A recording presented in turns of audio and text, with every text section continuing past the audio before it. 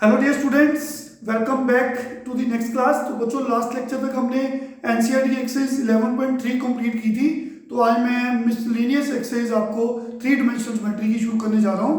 तो let us begin with miscellaneous exercise of the chapter three dimensional geometry. बच्चों, तो start with the very first question. Question number 1, show that the line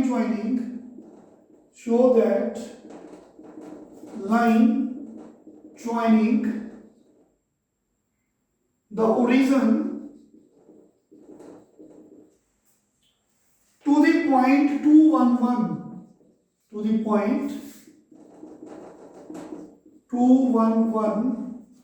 is perpendicular to line joining the points 3, 5, -1 and 4, 3, -1। तो देखो बच्चों, इसमें हमने prove करना है कि line joining the origin with this point. तो देखिए, इसमें दो चीजें हैं। एक लाइन बनी है जो ओरिजिन पॉइंट को इस पॉइंट से ज्वाइन करके बनती है। तो दो गिवन पॉइंट है, एक ओरिजिन और ये पॉइंट। इसका नाम ओ रख दो, इसका नाम कुछ भी रख दो, मैंने पी रख दिया, कुछ भी रख सकते हो। तो एक लाइन है जो ओरिजिन को पी पॉइंट से ज्वाइन करके बन रही है, दोनों के कोऑर्डिनेट्स गिवन है। तो प्रूव करो ये लाइन इन दो पॉइंट्स को ज्वाइन करके जो लाइन बन रही है उसके परपेंडिकुलर है। रफली आप कह सकते हो ये पॉइंट कोई भी नाम दे दो, सी कुछ भी दे दो, और एक पॉइंट मैंने नाम दे दिया डी। तो हमने प्रूव करना है O P line is perpendicular to C D.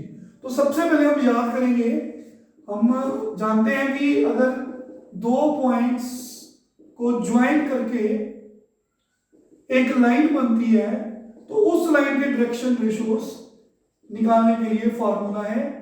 ठीक है, ऐसे मान लो x1 y1 z1 और इसको मान लो x2 y2 z2। तो formula is x2 minus x1 y2 minus y1 z2 minus z1।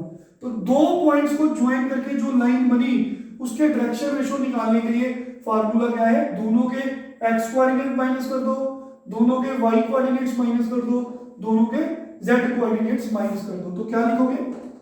Direction ratios of line OP क्या बनेगी? बोलिए। x कोऑर्डिनेट्स माइनस करो, 2 -0 1 -0 एंड 1 -0। तो लाइन ओपी के डायरेक्शन रेशियोज बच्चों 2 1 1 आ गए। इस लाइन के डायरेक्शन रेशियोज 2 1 1। अब इसी तरह आप डायरेक्शन रेशियो निकालोगे कौन सी लाइन के? Line joining C and D. तो वो क्या बनेगी? एक पॉइंट सी है, एक पॉइंट डी है। तो क्या बनेगी? दोनों के x कोऑर्डिनेट्स माइनस कर दो, 4 -3। दोनों के y कोऑर्डिनेट्स माइनस कर दो, 3 -5। दोनों के z कोऑर्डिनेट्स माइनस कर दो, ये प्लस हो जाएगा, तो ये बन जाएगा 1 -2 0। तो बच्चों, इस लाइन के डायरेक्शन रेशियोज हमें मिल गए 1 -2 एंड 0। तो हमने सीखा अगर दो पॉइंट्स को ज्वाइन करके एक लाइन बनती है उस लाइन के डायरेक्शन रेशियोज ऐसे मिलते हैं, ये फॉर्मूले से हम ये जानते हैं। फिर हमने याद करिए बताया था कि अगर दो लाइंस के डायरेक्शन रेशियोज गिवन है, मान लो ये लाइन जो है मान लो L1 है, ये लाइन L2 है। मान लो कि फर्स्ट लाइन L1 के डायरेक्शन रेशियो ये है, मान लो कि सेकंड लाइन L2 के direction ratios A2 B2 C2 है। मतलब दोनों के डायरेक्शन रेशियो गिवन है। हम जानते हैं लाइन 1 लाइन 2 के परपेंडिकुलर तभी होती है अगर A1 A2 plus B1 B2 plus C1 C2 answer 0 आए। आई होप क्लियर है सबको, ये पढ़ा हुआ है। तो अब यहाँ पे ये A1 ये B1 ये C1 एक लाइन के डायरेक्शन रेशियो में गिवन है और दूसरी लाइन के direction ratio A2 B2 C2 है।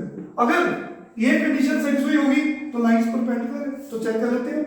हियर देखिए बच्चों, A1 into A2 2 into 1 plus, क्योंकि इसके direction ratios A1 B1 C1 है और इसके direction ratios A2 B2 C2 है। तो A1 into A2 plus B1 into B2 plus C1 into C2. Here we observe that 2 minus 2 plus 0, तो answer कितना है इनको सोल्व करके 0 आ रहा है, क्योंकि 2 minus 2 कट गए तो 1 into 0 0.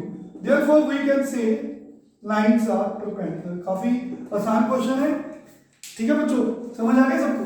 तो ये ऐसे क्वेश्चंस 1 मार्क्स में पूछे जा सकते हैं. Now we have question number 2, miscellaneous exercise 3-dimensional geometry. तो question number 2 is again important, बड़े आराम से समझेंगे. If given that L1 M1 N1 L2 M2 N2 are direction cosines of two mutually perpendicular lines. तो दो lines आपस में perpendicular हैं और उनके डायरेक्शन कोसाइंस हमें गिवन है. तो क्वेश्चन है show that the direction cosines of line perpendicular to both of them are given by M1 N2 minus M2 N1, N1 L2 minus N2 L1, N2 L1, and the third one is L1 M2 minus L2 M1. तो बच्चों दो lines आपस में perpendicular हैं, उनके direction cosines हमें given है. तो हमें प्रूव करना है जो लाइन इन दोनों के परपेंडिकुलर है उसके डायरेक्शन कोसाइंस ये होनी चाहिए. तो बच्चों याद करेंगे, हम जानते हैं कि मान लो सपोज करो कोई जैसे डायरेक्शन कोसाइंस गिवन है, तो हम जानते हैं वेक्टर formed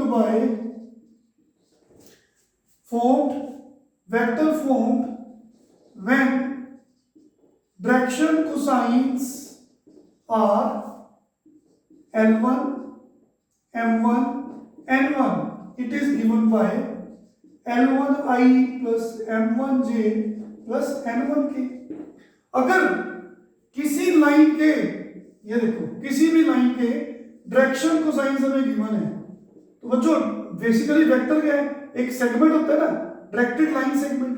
अगर किसी लाइन के डायरेक्शन कोसाइंस गिवन है तो वहां से हम वेक्टर फॉर्म कर सकते हैं, और वेक्टर को बोलते हैं यूनिट नॉर्मल वेक्टर. क्या बोलते हैं?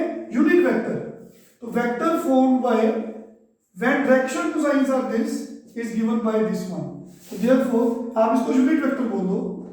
Unit vector form when direction cosines are this L1I plus, याद करिए ना, अगर आप किसी वेक्टर की बात करते हो तो वेक्टर ऐसे ही होता है A1I प्लस A2J और A3K. ये वेक्टर होता है जिसमें I J K के जो कोफिशिएंट्स होते हैं वो डायरेक्शन रेशियोज होते हैं. याद है ना सबको? तो डायरेक्शन रेशियोज होते हैं.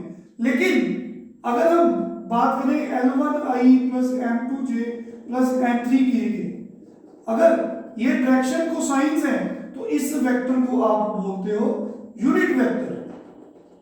I hope clear? तो बच्चों वंस मोर, अगर हमें किसी लाइन के डायरेक्शन कोसाइंस गिवन है तो हम उस डायरेक्शन कोसाइन की हेल्प से एक वेक्टर बना सकते हैं जिसके direction cosines L1 M1 and L1 हो. तो उस वेक्टर को बोलते हैं यूनिट वेक्टर. तो यूनिट वेक्टर कैसे बनता है?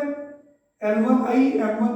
देखिए ना, अगर आपके पास डायरेक्शन रेशियोज गिवन हो तो वेक्टर कैसे बनता है? ऐसे A1I plus B1J plus C1K, क्योंकि कोफिशिएंट जो होते हैं वो डायरेक्शन रेशियोज होते हैं. तो अगर आप यहां से बोल सकते हो कि A1 A2 A3 इस वेक्टर के डायरेक्शन रेशियोज हैं, अगर डायरेक्शन रेशियोज गिवन है तो आप वेक्टर बना सकते हो. लेकिन अगर डायरेक्शन रेशियो की बजाय डायरेक्शन कोसाइंस गिवन हो L1 M1 N1, तो फिर आप एक वेक्टर बना सकते हो जिसे आप यूनिट वेक्टर बोलोगे. ठीक है, आप उसे बोलोगे यूनिट वेक्टर अगर डायरेक्शन कोसाइंस गिवन है. तो unit vector form when direction cosines are given is this one, जिसको आप ए कैप से डिनोट कर सकते हो, क्योंकि यूनिट वेक्टर को हम कैप से डिनोट करते हैं, ये हम डिस्कस कर चुके हैं। तो ए कैप एक ऐसा वेक्टर है जिसे हम यूनिट वेक्टर बोलेंगे जिसके डायरेक्शन कोसाइंस गिवन है क्वेश्चन में। सिमिलरली इसी तरह से इन द सेम वे, तो दूसरा वेक्टर कौन सा बनेगा, क्योंकि दूसरी लाइन की direction cosines L2 M2 N2 है, तो वो यूनिट वेक्टर बनेगा जिसका नाम बी कैप रख दिया, L2I M2J, ठीक है, LM यही नहीं ना, L2 M2 N2, तो हमने एक यूनिट वेक्टर तैयार कर लिया जिसका नाम बी कैप रख दिया। In the same way B cap is the unit vector formed by direction cosines L2 M2 and N2। तो बच्चों हमें गिवन है कि L1, हमें गिवन है कि ये दो लाइंस आपस में परपेंडिकुलर हैं, ये दो लाइंस जिसके direction cosines L1 M1 N1 and L2 M2 N2, these lines are mutually perpendicular।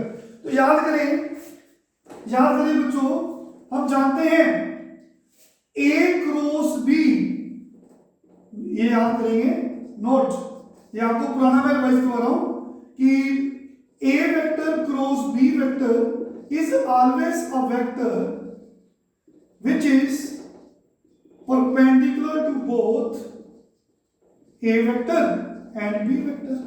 तो A क्रॉस B आप इसको वेरीफाई कर सकते हो, कोई भी वेक्टर ले लो A, कोई भी वेक्टर ले लो B, उनका क्रॉस प्रोडक्ट निकाल के देखो, एक नया वेक्टर आएगा, और वो वेक्टर की खासियत क्या होगी, वो A वेक्टर के भी परपेंडिकुलर होगा, B के लिए भी परपेंडिकुलर होगा। उसको चेक करने के लिए मान लो A क्रॉस B एक नया वेक्टर आया, उसका नाम मैंने C वेक्टर रख दिया, तो हम कैसे चेक करेंगे कि C वेक्टर इन दोनों के परपेंडिकुलर है, तो वो जानते हैं आप दोनों का डॉट प्रोडक्ट निकालो, अगर 0 आ गया तो आपको आंसर मिल गया। तो बच्चों ये रिजल्ट हमें याद रखना है, A cross B is a vector which is perpendicular to both A and B। इस क्वेश्चन में क्या लिखेंगे बोलो, therefore A cap cross B cap is a vector perpendicular to both this vector and this vector. दो vector basically ये vectors ही हैं, तो इन दोनों के परपेंडिकुलर वेक्टर कौन सा है, दोनों का क्रॉस प्रोडक्ट, तो इनका क्रॉस प्रोडक्ट हमें निकालना आता है। तो क्रॉस प्रोडक्ट कैसे निकालते हैं, सोचिए, डिटरमिनेंट मेथड से। तो बच्चों A cross B is a vector perpendicular to both A and B। तो चलिए दो A क्रॉस B निकालते हैं, A cap cross B cap equal to, सबसे पहले हम I J K लिखते हैं, लिख दिया। A कैप के कोएफिशिएंट्स कौन से हैं, determinant method L1 M1 N1, यहाँ पे L2 M2 N2, इसको सॉल्व करेंगे, एक्सपैंड बाय रो 1, फर्स्ट कॉलम छोड़ी, तो ये आ गया M1 N2 minus M2 N1, ठीक है, प्लस के बाद माइनस होता है, फर्स्ट रो सेकंड कॉलम छोड़ी, तो डिटरमिनेंट निकालने के बाद L1 N2, आप सबको डिटरमिनेंट सॉल्व करना आता है, plus K cap first row third column छोड़ी बच्चों, तो क्या बन गया L1 M2 minus L2 M1। तो बच्चों क्या हम इस माइनस को अंदर ले जा सकते हैं, बिल्कुल ले जा सकते हैं, तो इसको ऐसे लिखे M1 N2 minus M2 N1 into I cap, ये माइनस अंदर ले जाओ, या ऐसे बोलो कि माइनस कॉमन ले लो, मैंने माइनस कॉमन लिया, ये प्लस का बना दिया, तो ये अगर ये माइनस बाहर गया, ये वाली टर्म प्लस की हो जाएगी, ये वाली टर्म माइनस की हो जाएगी, ठीक है ना बच्चों। तो इसी तरह ये ऐसे रहने दो। तो यहां पे जो I J K के कोएफिशिएंट्स हैं वो कौन है, हाँ जी, I J K के जो कोएफिशिएंट्स हैं वो इस वेक्टर में डायरेक्शन कोसाइंस हैं, किसके डायरेक्शन कोसाइंस हैं, A क्रॉस B के, तो वो कौन है, vector perpendicular to both A and B। तो यही तो पूछा है कि find the direction cosines of the vector which is perpendicular to both A and B। Okay, question में पूछा है कि आपको उस लाइन के डायरेक्शन कोसाइंस बताने हैं जो इस लाइन और इस लाइन के परपेंडिकुलर है, वो कौन है, A cap cross B cap, एक ऐसा वेक्टर है जो A के भी परपेंडिकुलर है, B के भी परपेंडिकुलर है, तो बच्चों उसके डायरेक्शन कोसाइंस कौन से हैं, A cap cross B cap, ये एक ऐसा वेक्टर है जो ए और बी दोनों के परपेंडिकुलर है। तो उसके आई जे के कोफिशिएंट्स कौन है बोलो। हियर बड़े आराम से समझेंगे, थोड़ा सा टेक्निकल है लेकिन वेरी इंटरेस्टिंग क्वेश्चन। हियर जो कोफिशिएंट्स हैं आई जे के m1 n2 minus m2 n1, जे का कोफिशिएंट कौन है l2 n1 minus l1 n2, ये कौन है l1 n2 minus l2 n1। These are what, these are direction cosines किसके, of the vector a cap cross b cap. तो ये कौन सा वेक्टर है जो a और b के परपेंडिकुलर होता है। तो देयरफॉर हाँ जी हमें क्या चाहिए थे, direction cosine of the line perpendicular to both given lines are क्या आएंगे m1 n2 m2 n1। तो चेक करें जो उसने कहा था हमारा आंसर मैच कर रहा है, बिल्कुल कर रहा है, यू कैन चेक दैट। यही है m1 n2 m2 n1 l2 n1 n2 l1 और l1 m2 l2 m1 hence prove 1। एक बार फिर समझाते हैं अच्छे से। तो बच्चों क्वेश्चन था कि दो म्यूचुअली परपेंडिकुलर स्ट्रेट लाइंस हैं, उनके डायरेक्शन कोसाइन हमें गिवन है। अगर फर्स्ट लाइन की डायरेक्शन कोसाइन ये है, सेकंड की डायरेक्शन कोसाइन ये है, हमें एक लाइन चाहिए जो दोनों के परपेंडिकुलर हैं और उसके डायरेक्शन कोसाइन चाहिए और प्रूव करो ये होनी चाहिए। तो हमने पहले एक वेक्टर बनाया, क्योंकि अगर किसी वेक्टर की बात करें तो वेक्टर ऐसे बनता है, ऐसे बनता है ना बच्चों, कंपोनेंट्स की फॉर्म में, और जिसमें आई जे के कोएफिशिएंट्स होते हैं वो डायरेक्शन रेशियोज होते हैं। तो अगर डायरेक्शन रेशियोज गिवन है तो वेक्टर बन सकता है, अगर डायरेक्शन कोसाइंस गिवन है तो वेक्टर बन सकता है। तो इसका वेक्टर बन गया l1i plus n1j plus n1k। तो उस वेक्टर को हम यूनिट वेक्टर बोलते हैं। अगर डायरेक्शन रेशियोज गिवन है तो सिंपल ये कोई भी वेक्टर हो सकता है, लेकिन डायरेक्शन कोसाइन गिवन है तो वो यूनिट वेक्टर होगा। इसी तरह इसका भी यूनिट वेक्टर बना लिया। तो a कैप और b कैप हमने इस क्वेश्चन में दो यूनिट वेक्टर्स तैयार किए, और हम जानते हैं दोनों का क्रॉस प्रोडक्ट एक ऐसा वेक्टर होता है जो दोनों के परपेंडिकुलर होता है। हमें यही चाहिए तो हमने a क्रॉस b निकाल दिया। तो हमने जैसे ही a क्रॉस b निकाला और हमने अभी बताया कि i j के जो कोएफिशिएंट्स हैं वो डायरेक्शन कोसाइंस होंगे। किसके होंगे, इस वेक्टर के। तो ये वेक्टर कौन है, which is perpendicular to both a vector and b vector, hence proof. तो आज इस क्वेश्चन को अच्छे से आप ट्राई करें, नेक्स्ट लेक्चर में आगे आएंगे बच्चों। Thank you very much, take care.